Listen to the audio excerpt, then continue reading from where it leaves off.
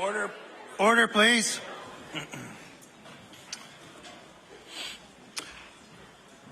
The Honourable Government House Leader. Thank you, Mr. Speaker. And Speaker, would you please call government business, government motions? We'll now have government business, beginning with government motions. The Honourable Government House Leader. Mr. Speaker, would you please call government motion 800? We'll now have government motion 800. The Honourable Minister of Finance.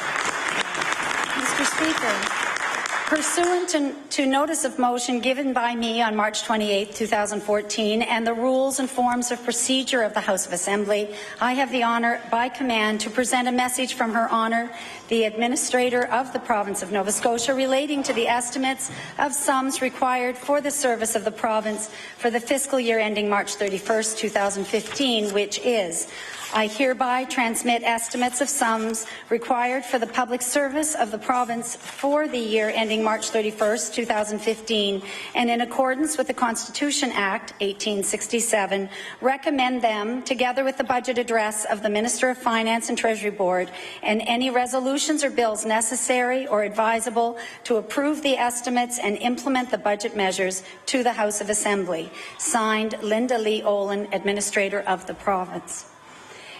April 3rd, 2014. Mr. Speaker, at this time, I wish to table the message from Her Honour, the Administrator of the Province, transmitting the estimates for the consideration of this province, or this House, to table the estimate books, 3, table the government business plan, 4, table the Crown Corporation business plans, 5, table the estimates and Crown Corporation's business plan resolutions, and 6, deliver my budget speech, and move that the estimates of sums required for the service of the province for the fiscal year ending March 31st, 2015, being supplied to be granted to Her Majesty and the Crown Corporation business plans, be referred to the Committee of the Whole House on Supply. Right there. Thank you. Mr. Speaker, before I begin my budget address, I'd like to just make a few introductions in the gallery, if I might. Permission granted. Thank you very much. I think it's very important to all members of the House to know that we're joined today by a number of staff from Treasury and Policy Board who have worked very hard for many months to put all of the work together to bring us the budget today. And I'd just like to make note of my Deputy Margaret MacDonald, and from my department as well, Diana Eisenhower and Kim Paquette, and your team. If you would just rise, the others from Treasury and Policy, we'd like to give you a warm welcome, please.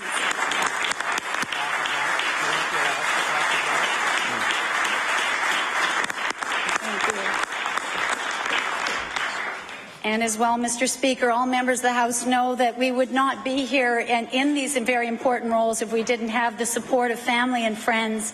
And I would like to introduce in the gallery my son, Stuart Whalen, who is in the Speaker's gallery, as well as close friends Michael Power, Donna McCready, and Kevin Cosgrove. And if you would just rise, that would be wonderful to receive the warm welcome of the House.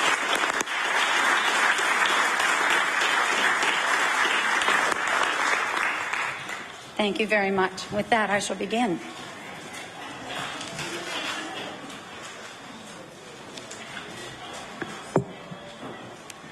Mr. Speaker, it is an honour to stand before the Assembly to deliver the new government's first budget. Our government's focus in this budget is to keep our commitments to Nova Scotians, be open and honest about our fiscal challenges, and lay the foundation for private sector growth. Since our swearing-in last October, we have undertaken a series of measures to meet our commitments and effectively respond to Nova Scotia's clearly articulated desire for a new direction. Today's budget will elaborate on that mandate for change and prepare the foundation for the work ahead. And from that perspective, government understands this basic principle. The short-term solutions of the past have contributed to a more difficult path to a prosperous future. We will embrace solutions designed to promote our province's long-term interests and reject the fleeting and short-sighted temptation of quick fixes. Fiscally, government will remain highly vigilant over the expenditure of public dollars.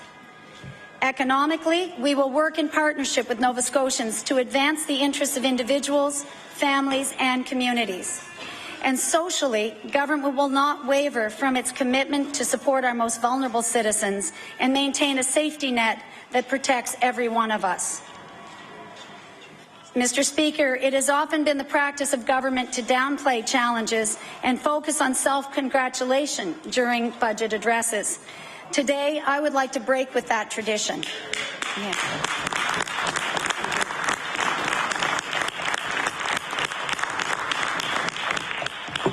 Instead, I intend to speak bluntly and say what many Nova Scotians already know.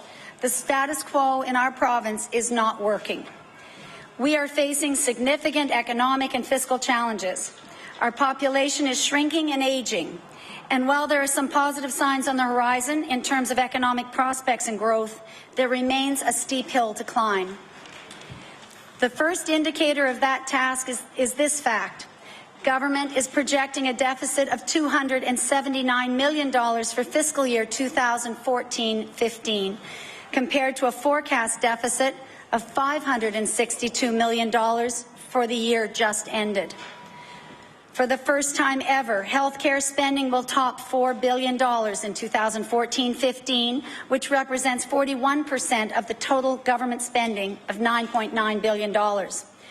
Other governments have tried to control health spending, and I acknowledge the efforts of the previous government to hold the line on cost pressures and growth.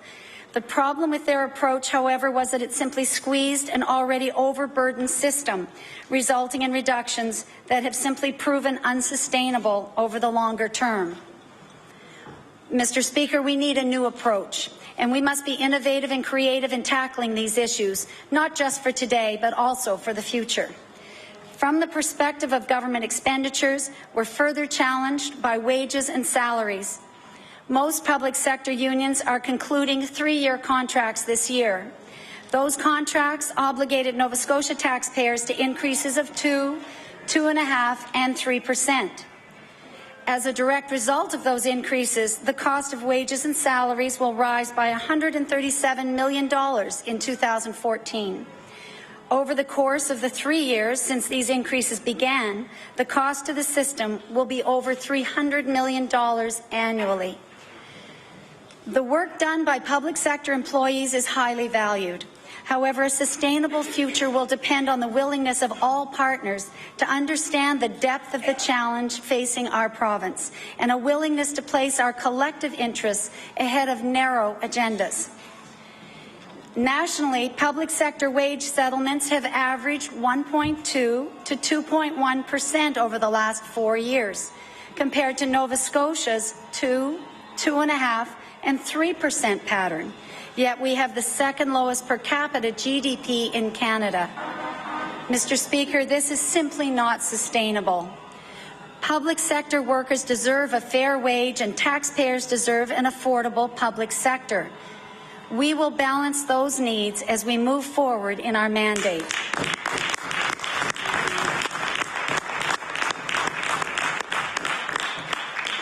On the revenue side of the ledger, there have also been significant difficulties. In December 2013, I provided Nova Scotians with a fiscal update that projected a 2013-14 deficit of $482 million.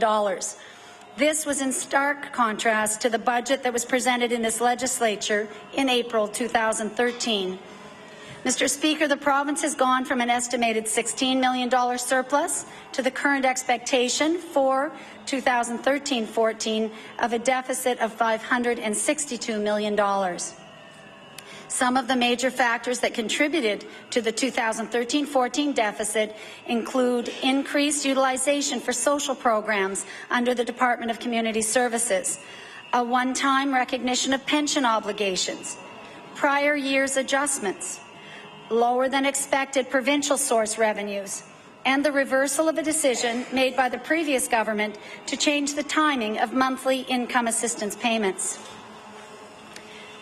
Turning to the 2014-15 fiscal year, in today's budget, these are the major factors contributing to the bottom line. Total revenues are expected to be $9.6 billion. Total spending is estimated at $9.9 billion. Interest payments on the debt will be $878 million, or 9% of our total budget. Health expenditures will reach $4.1 billion, or 46.4% of total departmental spending. Education expenditures will be $1.2 billion, or 13.8% of total departmental spending. These are the realities facing our province.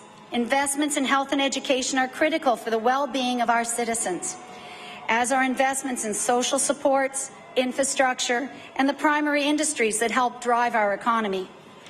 But we do have to make choices. We cannot do everything, and we cannot continue to do what we have always done. As I said earlier, government will resist the passing temptation of a short-term political solution in favor of a long-term approach that returns public finances to a surplus position in a balanced and well-planned manner.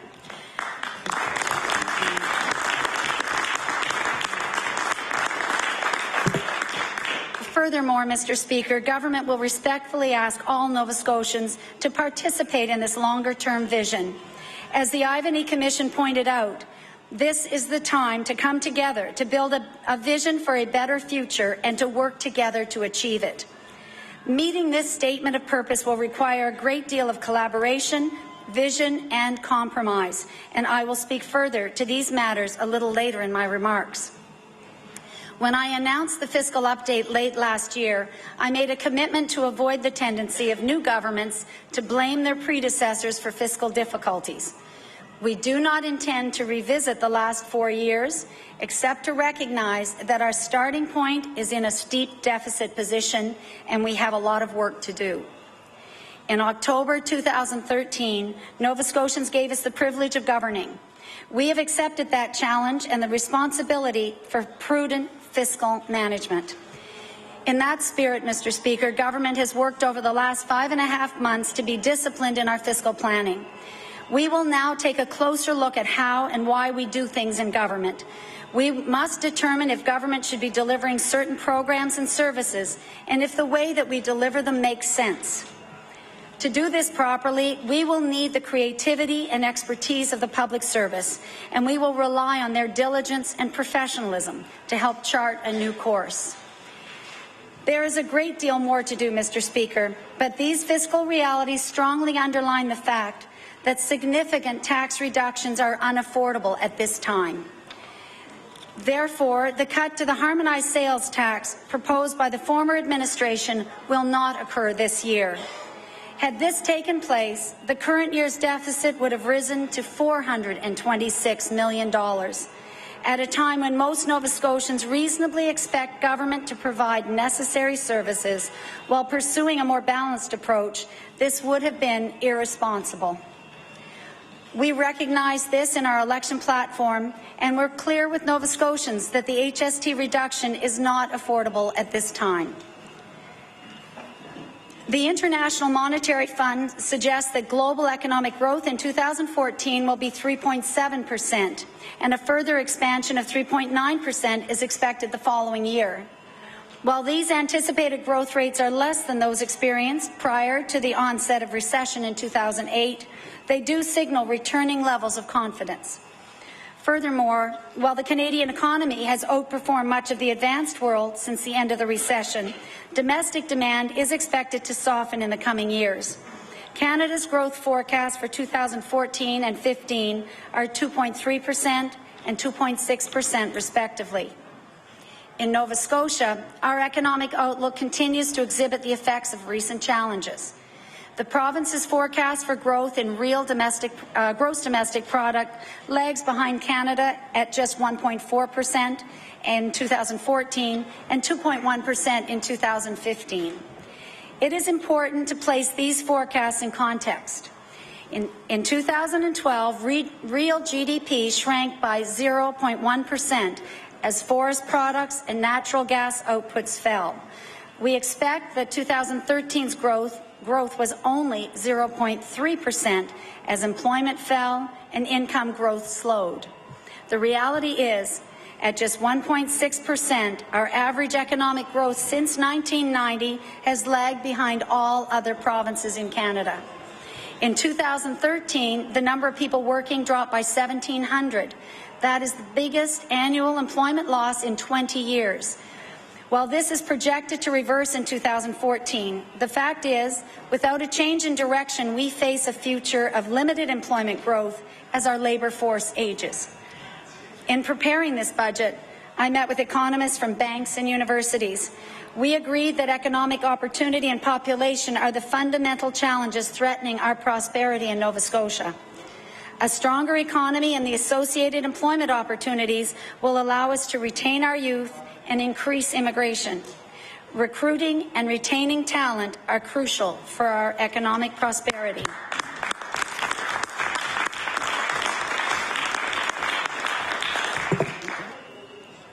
Mr. Speaker, as I travel around the province, I've reached out to younger Nova Scotians to engage them in the discussion about our economy. While Canada's population grew by 27% since 1990, ours grew by only 3.3%. Last year alone, our population fell by over 5,000 people. This has an effect on the province's ability to raise revenue and provide services to Nova Scotians. What is truly worrisome is that half of the people leaving are between 15 and 34 years old. That's when they should be transitioning from school to work, starting careers and families, and even thinking about opening their own businesses. As the Ivany Commission observed, our relatively low rates of attraction and retention for international immigrants, along with our negative interprovincial migration trend, are factors that most clearly differentiate Nova Scotia from other Canadian provinces and contribute to our weaker economic growth over the past 30 years. The first step government proposes to deal with these realities is to develop a comprehensive position relative to increased immigration levels. Immigration is an issue that is very near and dear to my heart. My riding of Clayton Park West has seen tremendous positive growth and is the most diverse community in Eastern Canada as a result of immigrants making it their home.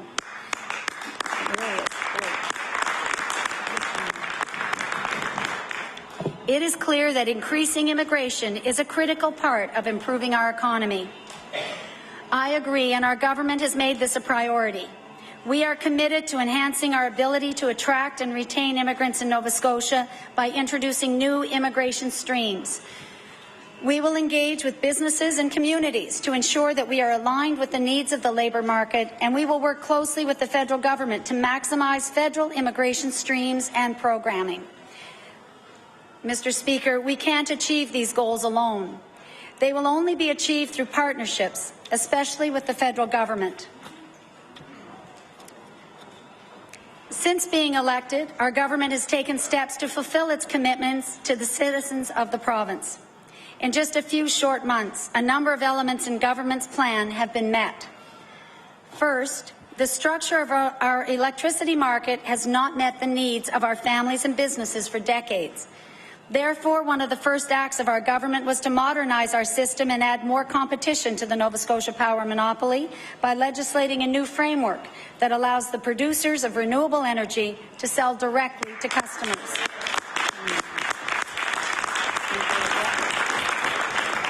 This innovative step will help move our province away from the burden of a centrally controlled monopoly system.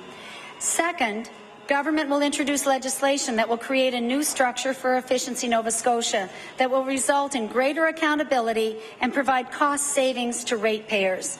The new entity will be structured to compete directly with Nova Scotia Power. With rigorous oversight from our regulator, each dollar spent by ratepayers will be directed towards the most cost-effective option, either reducing our energy needs through efficiency programs or providing energy through the electricity distribution system. This level of competition and scrutiny will ensure that every dollar ratepayers spend through Efficiency Nova Scotia and Nova Scotia Power will be for the least expensive option. And as promised to Nova Scotians, the efficiency tax will be removed from every Nova Scotia electricity bill on January 1st, 2015.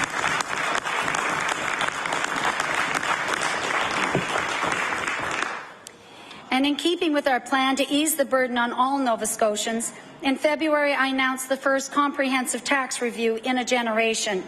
This review will include a thorough examination of taxes, fees, and the regulatory burden on the private sector. Through this review, we will chart a course that considers simplicity, fairness, competitiveness, and sustainability. We know we need to be more competitive, and we will make adjustments and lay out a plan to get where we need to be in the long term.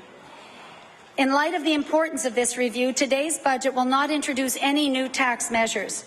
We are also holding fees, tax credits, and rebates steady, with no increases or changes in 2014-15.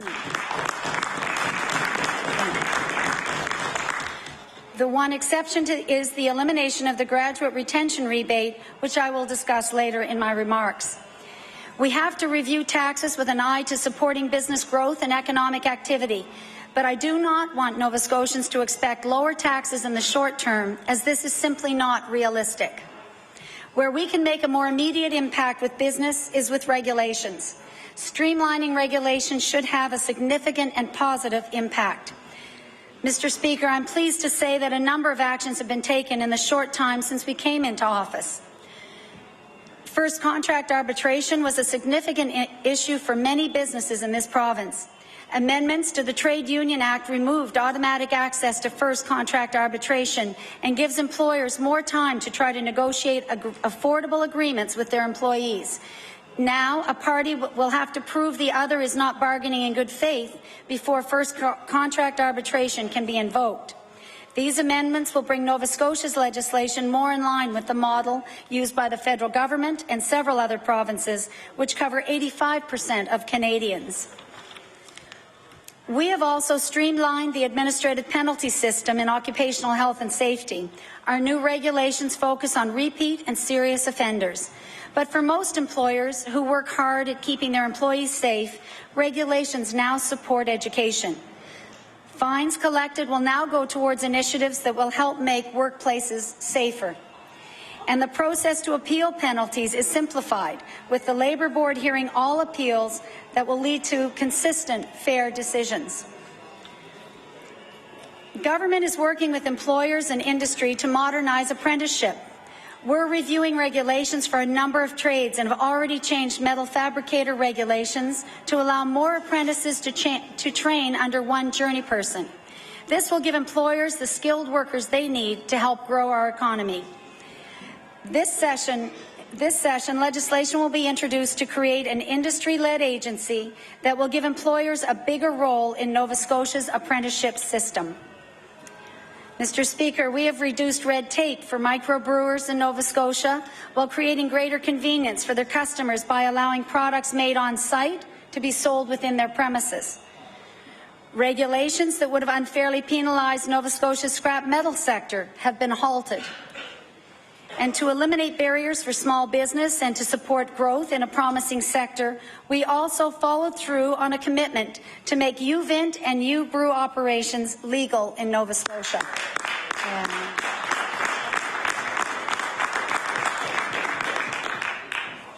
Mr. Speaker, these are important changes that will make a big difference over the long term. This signals the willingness of our government to listen to business owners and to work with them. If we want businesses to expand and invest, they need to feel confident. They need to know that the environment is stable and predictable. And acting on the advice of the Comprehensive Tax Review, we will set the proper tax and regulatory environment, thereby allowing our businesses to drive economic growth in our province.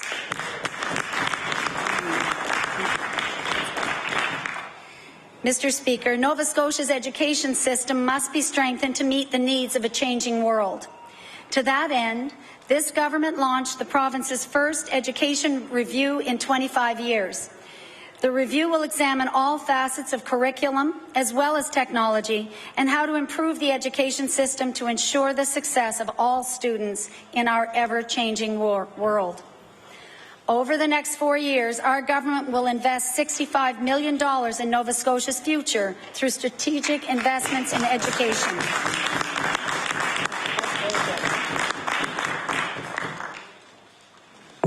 These investments will include creating class caps for grade primary to 6 to ensure that our students get the best possible start in life and that our teachers have the time they need to teach and provide individualized attention to meet the needs of their students.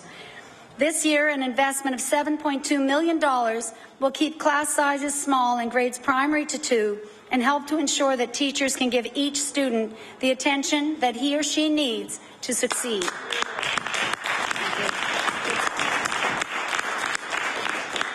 Literacy and math are vital skills for the leaders, entrepreneurs, and innovators of tomorrow. In the coming year, we will focus in these two areas through the Early Literacy Framework and a math strategy. The Early Literacy Framework will feature a suite of supports, including the reintroduction of reading recovery for grade 1 students.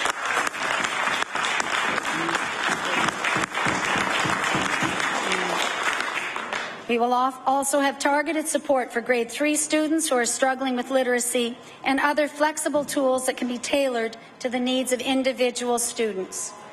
The $3.5 million investment will bring total funding for early literacy to $7.9 million. The math strategy will fund initiatives at each school board that will coach teachers and provide them with the supports they need in the classroom. The strategy will also include a program focused on grade 10 math students to help them succeed in this key area. $2.4 million will be invested in 2014-15 in this initiative. Mr. Speaker, parents of preschool children with special needs, including autism, face daunting wait lists for critical services. We will begin to tackle this issue by investing $1.3 million in early intervention programs. We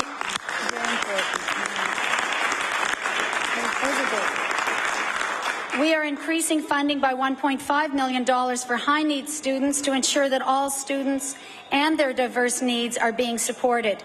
We must support all of our children so that they can complete their educational journey, realize their dreams, and become the future leaders of this province. The Tuition Support Program provides options for students with special needs who require specialized services and programming outside of the Nova Scotia public school system.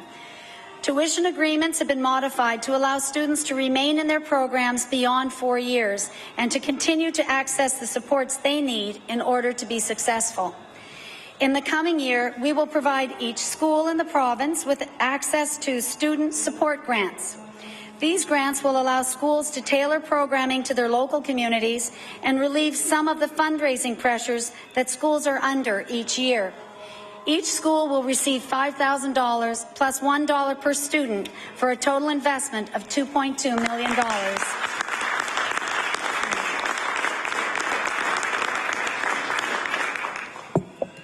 Nova Scotia Virtual Schools provide online high school courses to students enrolled in public high schools in Nova Scotia and open the door to new opportunities for our students, especially those in small rural schools.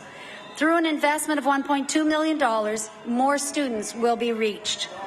Schools Plus is an innovative model that helps students, families, and communities get a full range of support services in the heart of their communities, their schools. Schools Plus brings a range of mental health services and other health programs, together with mentoring, homework support, social work, and justice services into schools where children, youth, and families can easily access them. In the coming year, 4 sites will be funded at a cost of $500,000. Schools and the professionals who work within them play a vital role in the social, emotional, and educational development of our children. Guidance counselors are an integral part of the fabric of our schools and leave an indelible mark on the lives of each and every student they work with. Through Budget 2014-15, we will increase the number of guidance counselors in the system with a $907,000 investment. It's a big one. Thank you. The Department of Education and Early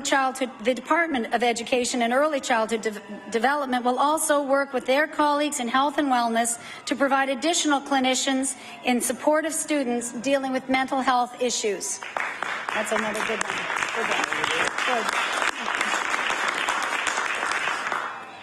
Good. Mr. Speaker, healthcare is a cornerstone of government's plan to put Nova Scotians first. Our challenge is to use healthcare assets in the smartest, most efficient way possible, focused on frontline care. As I stated earlier, for the first time, healthcare spending will top $4 billion.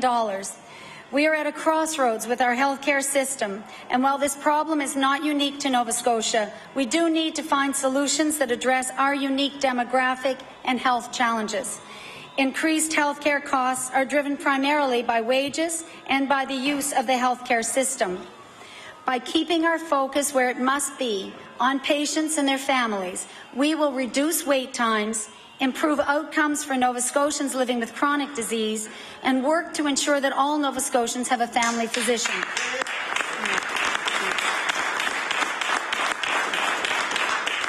To that end, we will fully implement the tuition relief program for medical graduates at a cost of $750,000. In total, we will invest $10.6 million in programs to train, recruit, and hire physicians, with a particular emphasis on rural and remote areas of the province where we have traditionally had difficulty attracting physicians.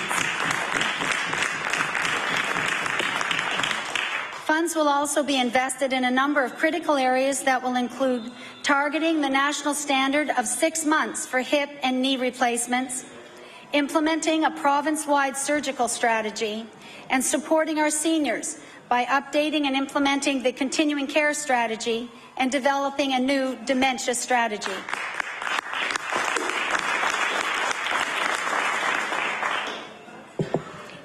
Dealing with serious illness results in great emotional and physical stress for both patients and their families.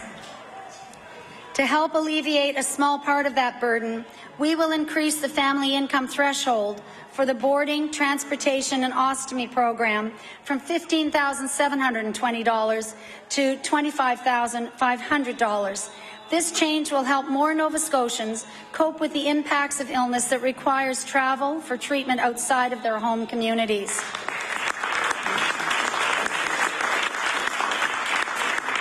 Thanks. That's good, isn't it?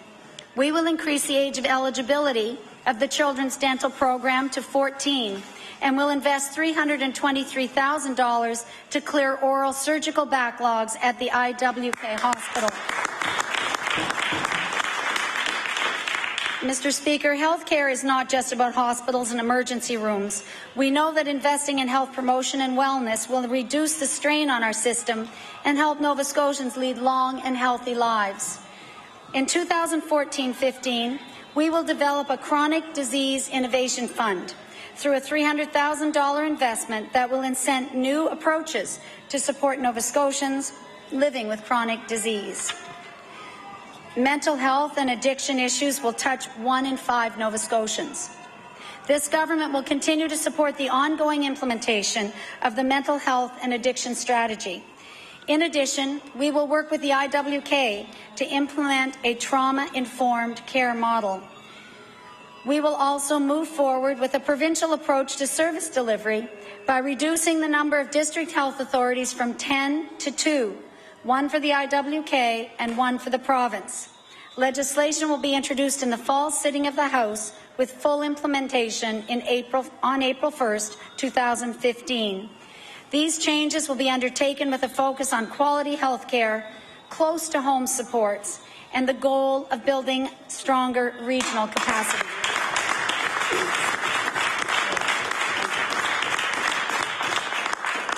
Thank you. Mr. Speaker, a strong, vibrant economy is the key to addressing many of the challenges outlined in the Ivany report. In order to grow our economy, we need a diverse and competitive business environment. We need more businesses that innovate and adapt to a rapidly changing global economy, and it's clear that the private sector must be the engine of Nova Scotia's economic growth. Government is a partner, and we have an important role to play. We need to help create conditions that attract companies and investment, and that allows businesses that are already here to grow and to prosper. To that end, we will offer support to Nova Scotia businesses through an expanded credit union small business loan guarantee program. This expansion will increase term loan guarantees under the program from 75% to 90%.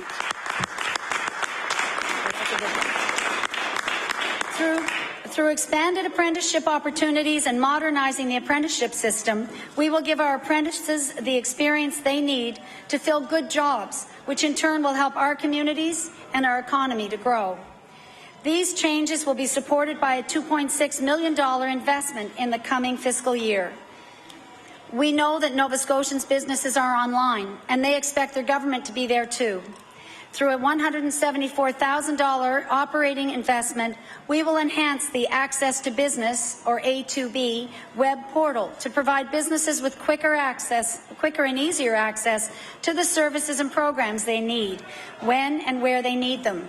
We will also make a capital investment of $4.15 million in the A2B web portal. Thank you. Tourism is a $2 billion industry in this province, contributing significantly to our GDP. We must market and promote Nova Scotia to visitors across Canada, Europe, and the United States as one of the top destinations in North America. We will also open our doors and our waters to the world by ensuring the ferry service between Southwest Nova Scotia and New England is operational later this spring.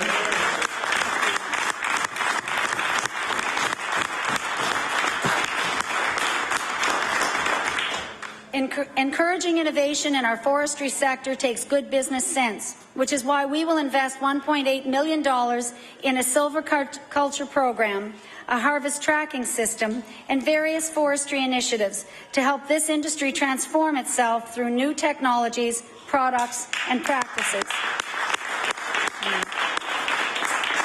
Growing and diversifying our economy is a challenge we must tackle together. All sectors have a role to play. Our government will play its part. Primary industries are key drivers of economic success in our rural communities. Our government is committed to working in partnership with local businesses in the agriculture, fisheries, and aquaculture sectors. In the coming year, we will work with apple growers to help the industry develop higher value products. This $200,000 investment will leverage additional funding from the industry. We will also take concerted steps to increase the number of new farmers entering the industry.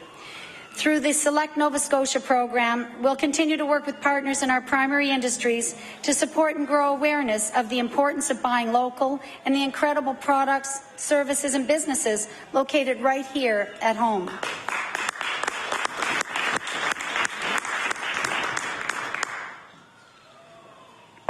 The province's fur industry is growing rapidly, employing over 1,000 Nova Scotians and contributing significantly to our economy. To support research and innovation in the mink industry, we will invest $500,000 that will leverage funds from the private sector. The fisheries and aquaculture sectors have a bright future ahead and will be supported in the coming year through new investments in lobster marketing. An initial investment of $250,000 will focus on national and international expansion and the development of lobster value-added products. Thank you. This province has some of the finest post-secondary institutions in the world, Mr. Speaker, educating our best and our brightest. Our universities help to drive the economy. To support their efforts, the operating grant to universities will increase by 1% in 2014-15.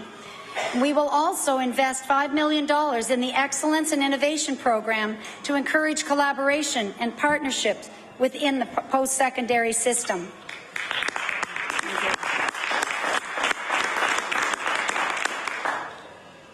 The graduate retention rebate will be eliminated effective January 1st, 2014.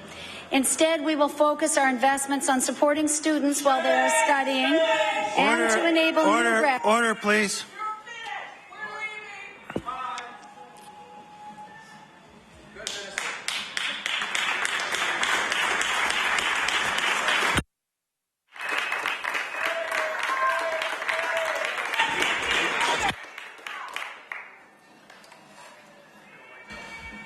I'd just like to remind the members of the gallery that we here on the floor are pleased to have you here, but that's the last warning. If there's any other disturbances in the gallery, we're going to clear the gallery. So, the Honourable Minister of Finance.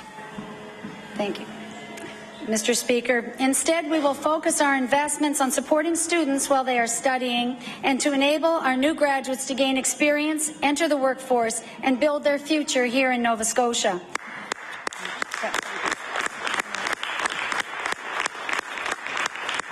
To help graduates focus on entering the workforce and building a life here in Nova Scotia, we will eliminate the interest on the provincial portion of student loans. This interest relief program is a $1.6 million annual investment in our students and the future of our province, and will be retroactive to 2008. For fiscal 2013-14, we must expense $14 million to cover the costs of the interest relief back to 2008. Graduate scholarships for innovation and research will be introduced this year. These scholarships, valued at a total of $1.85 million, will focus on putting money directly into the hands of smart, talented graduate students who are conducting research that is connected with industry, is innovative, and has the potential for commercialization.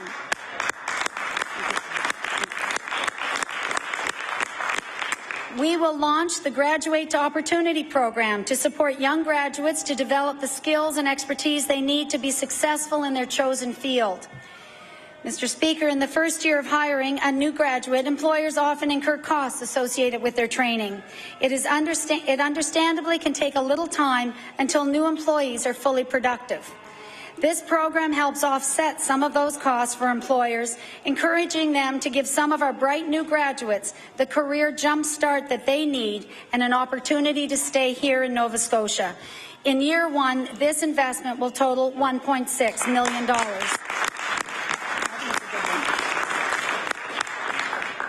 The Student Career Skills Development Program partners with not-for-profit organizations to create career-related summer jobs for post-secondary students. Through an additional $1 million investment, a total of 750 student positions will be supported in 2014-15. This is a 50% increase to support summer student employment.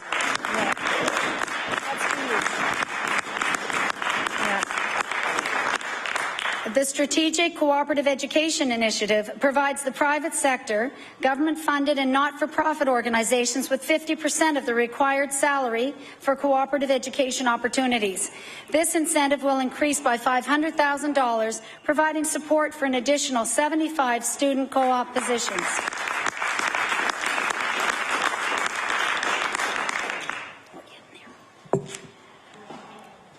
Caring for our citizens is a responsibility this government takes very seriously. We must make sure that those who need help get it, and that those best able to provide help have the resources they need. In the year ahead, we will maintain a focus on our most vulnerable through targeted, strategic investments that will make a difference. Improvements will be made in many areas, including a $1.5 million investment in the Senior Citizens Assistance Program that will help an additional 300 seniors annually to stay in their homes.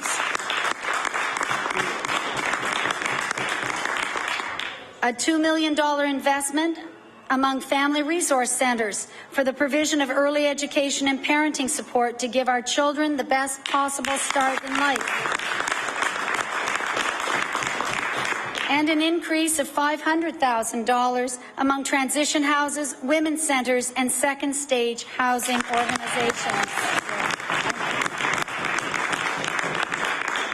Mr. Speaker, a multi-year sexual assault strategy focused on prevention and victim services will be developed in 2014-15. We will devote $2 million for each of the next 3 years to support action and change in this area.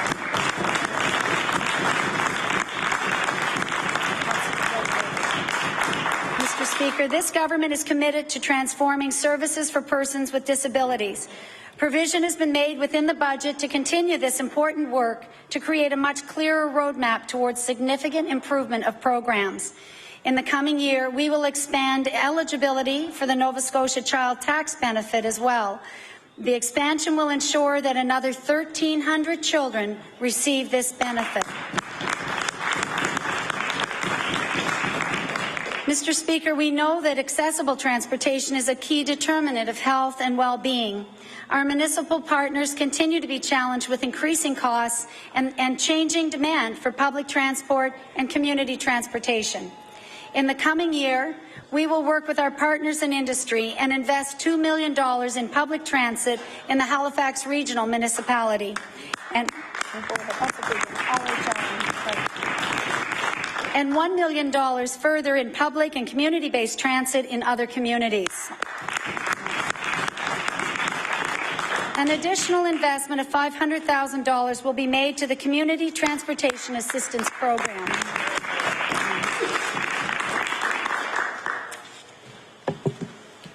On February 12th, the Nova Scotia Commission on Building Our New Economy, led by Ray Ivany, released its final report to Nova Scotians.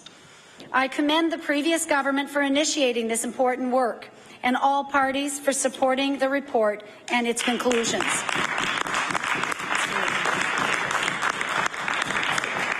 The policy advice and strategic directions put forward in the Ivany report are directed to leaders and decision makers in all key sectors: business, labour, municipalities, First Nations, social enterprises, the voluntary sector, government, and individual Nova Scotians.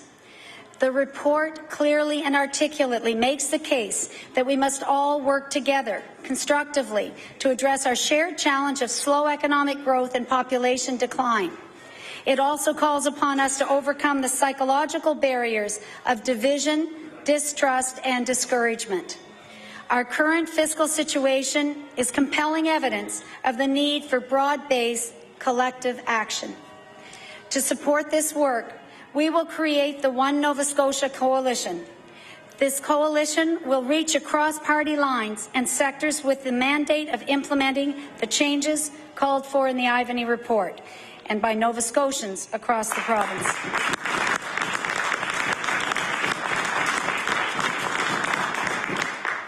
Mr. Speaker, over the past number of weeks, I've been privileged to meet with many Nova Scotians to discuss our financial situation and opportunities.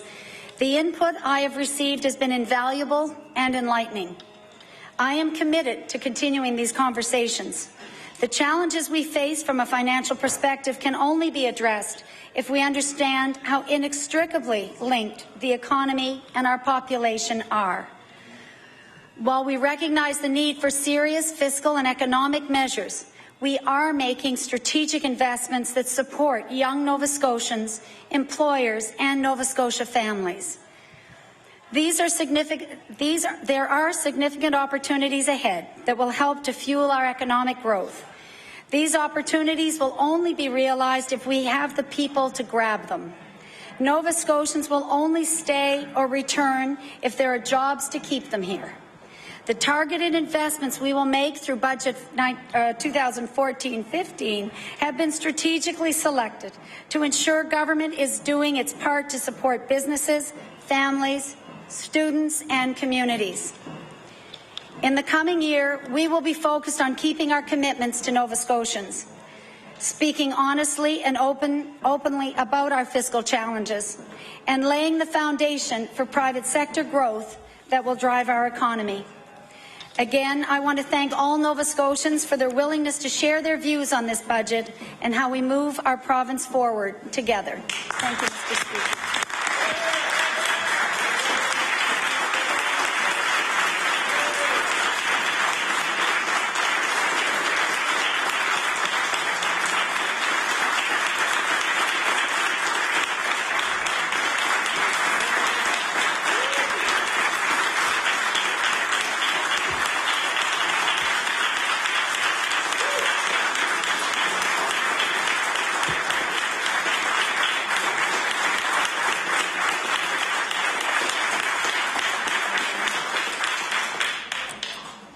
The honourable member for Pictou East.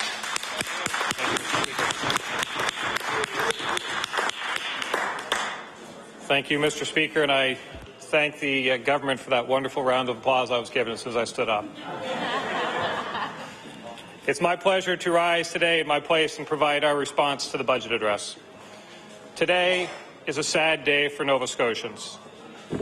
Nova Scotians had hoped this government would be better. They had hoped this government would be different.